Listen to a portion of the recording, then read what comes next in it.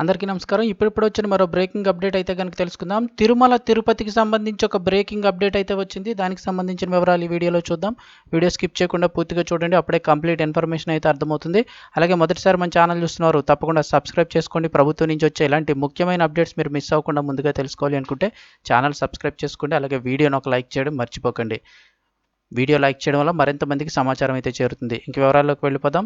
తిరుమలకు పోటెత్తిన భక్తులు,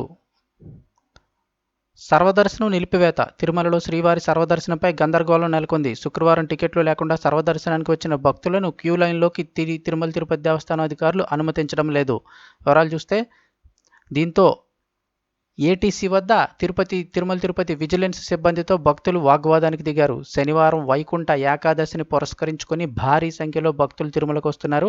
ఇప్పటికే వైకుంఠం క్యూ కాంప్లెక్స్ 2 నారాయణగిరి షెడ్లు నిండిపోయి నారాయణగిరి అతిథి గృహం వరకు కూడా క్యూ లైన్ చేరుకుంది. దీంతో వైకుంఠ ద్వార దర్శనానికి ఇబ్బంది కలుగుతుందని భావించి టోకెన్లు లేని వారిని దర్శనానికి తిరుమల తిరుపతి దేవస్థానం అధికారులు నిరాకరించారు. రేపటి సర్వదర్శన టికెట్లు ఉన్న వారిని సాయంత్రం క్యూ లైన్లోకి అయితే పంపిస్తామని అయితే అధికారులు చెప్తున్నారు.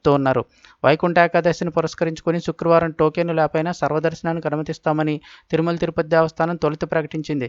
అయితే భక్తులు పెద్ద సంఖ్యలో తరలి రావడంతో టోకెన్లు ఉన్న వారికి మాత్రమే దర్శనానికి అనుమతించనున్నట్లు తెలిపింది.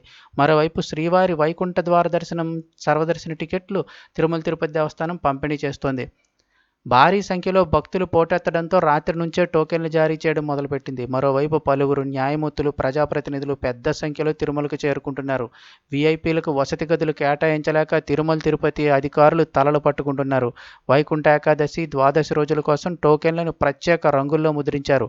ఇప్పటికే 300 ప్రత్యేక దర్శనం టికెట్లను తిరుమల తిరుపతి దేవస్థానం ఆన్లైన్లో విడుదలైతే చేసేసింది. సో ఇది పరిస్థితి.